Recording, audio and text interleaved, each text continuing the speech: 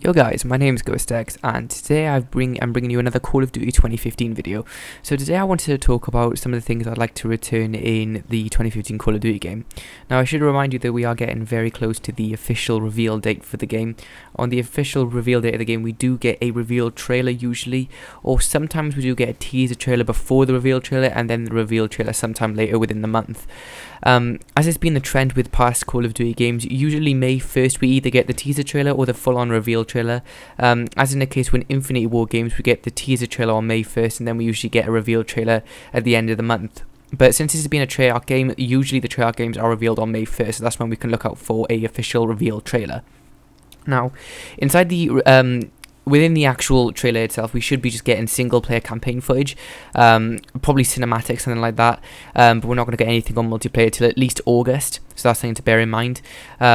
So yeah, at the time of making this video, it is it's just started April, so we are getting very, very close indeed. Sort of late April, we get all the leaks and rumours and stuff, and they are starting to build up now, getting some hype towards this game.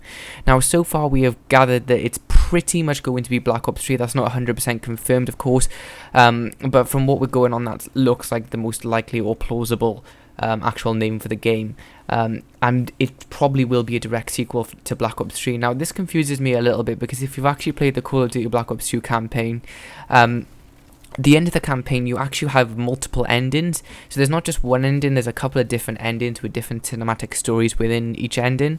And to trigger each ending, you have to do a certain actions within the campaign, because the campaign is the only campaign that I know of where you can actually have choices within the campaign that drastically affect the actual outcome of the game.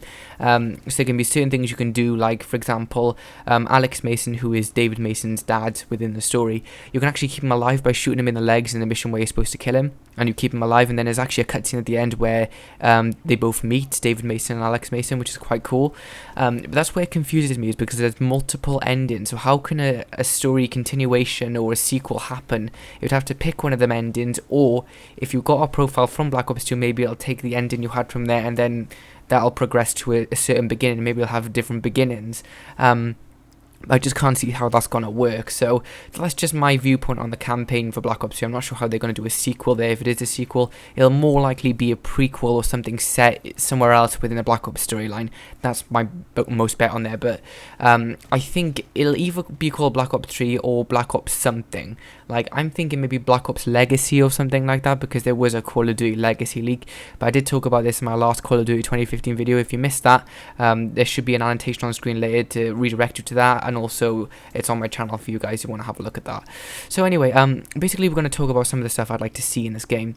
So first of all, EXOs. Would we like to see the EXOs return? Now this changed up the movement system within Advanced Warfare massively. In Call of Duty, we used to boots on the ground, just running around. We're very limited to what we can do in the modern day, and in past, in historical warfare, we've only got, our basic muscles and all, as much as we can do. With the EXO, you've got a lot more abilities. You've got the wrist-mounted grenade launcher. You can double jump, boost jumps and stuff. You can dash. You can boost dodge. You can slam. You can do a whole ton of things. As for the reception of the EXO, I've seen a lot of mixed debate on this subject. A lot of people like the EXO, but then again, a lot of people don't like the EXO. It's quite confusing to me why there's such a massive sort of diversity between the people who like it and don't like it.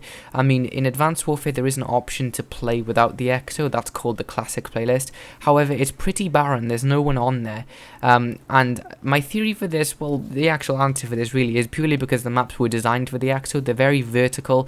Verticality is a word you'll see come up a lot within Call of Duty, but Advanced Warfare is the only game I've seen where it actually makes sense. Now, to remove the EXO and try and play the Call of Duty Advanced Warfare maps, you can kind of see why the lobbies are a bit barren, because it's not built to do that.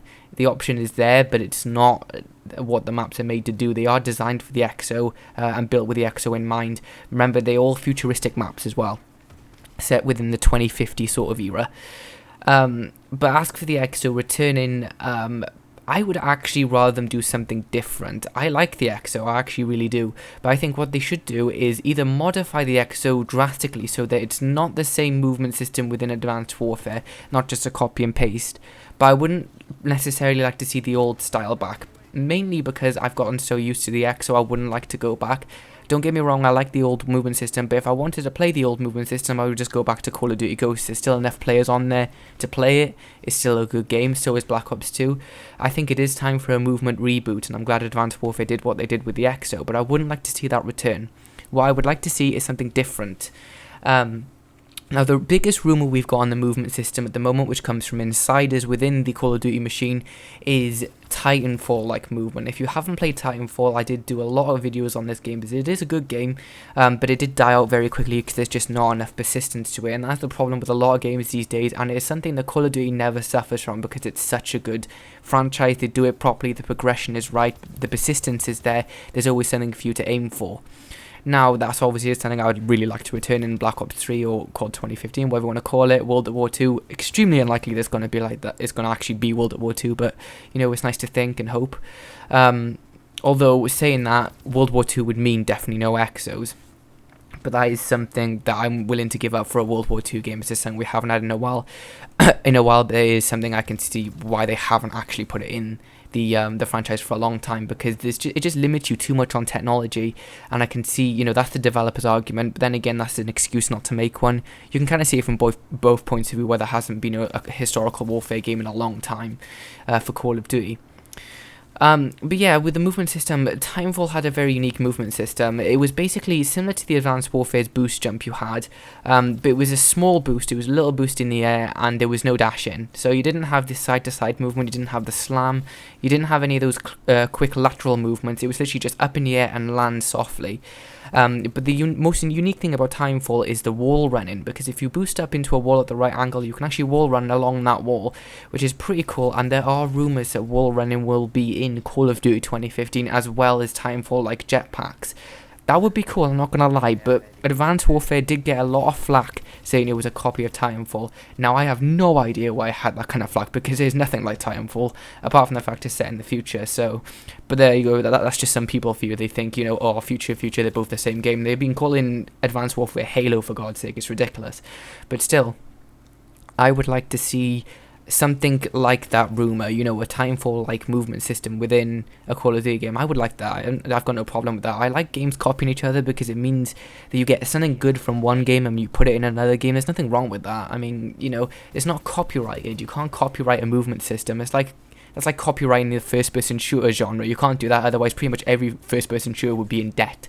So that's, you know, it's just something that doesn't make sense right there. So I hate it when people criticize a game for being too much like another game, because they've just taken good points from one game and put it in their game. There's nothing wrong with that. It just improves a game. Something else I would like to see would probably... I'm not sure about EXO abilities. I mean, it was definitely a unique take on the EXO. You probably couldn't... They wouldn't be called EXO abilities in the next COD, considering the EXO will most likely not return. As I said, it'll probably be a different movement system based around a jetpack or something like that. But the EXO abilities were basically unique perks that you could have on your EXO, so that would be interesting to see something similar within Call of Duty 2015. Maybe not the same, just done a little different. As for the pick 13 system, that does, if you look far enough back, that does come from a Treyarch game. Treyarch introduced, I think it was pick 10 with Call of Duty Black Ops 2, and then Sledgehammer sort of modified that to pick 13 with Advanced Warfare. Another rumour states that pick 13 will be returning in Call of Duty 2015, which I can see happening, and I would like that to happen. I think pick 13 is a lot better than the old system that Ghosts had. That's the last time we saw the actual old system. I didn't like that because it did limit you a bit. Pick 13 has a lot more customization to it, so I would like that to return as well. As for the loot, that is the most important thing. I really do hope they bring the loot back. So the supply drops, the advanced supply drops. I'm not a big fan of transactions. You know, it's one of those subjects that's, you know, quite dodgy, because you can spend a lot of money on a game. So, you know, you're talking like in the UK, 50 to 60 pound for a game. That's for the current generation consoles, which it looks like everything's moving towards anyway. So 50 to 60 quid in a game, usually you're closer to 60 quid. And then if you want the season pass, which a lot of people do, you're forking out another 35 quid. So you're approaching £100 very nearly already buying the game in the season pass. That's just the standard edition. This is putting aside collector's editions. And then you've got these microtransactions on top of that, which add even, you know, you're spending more money. You could spend over £300 on one game if you're that into it and you buy that much for it, which I think is ridiculous, really. These transactions should just be free. They just should be. I mean, they make enough money anyway.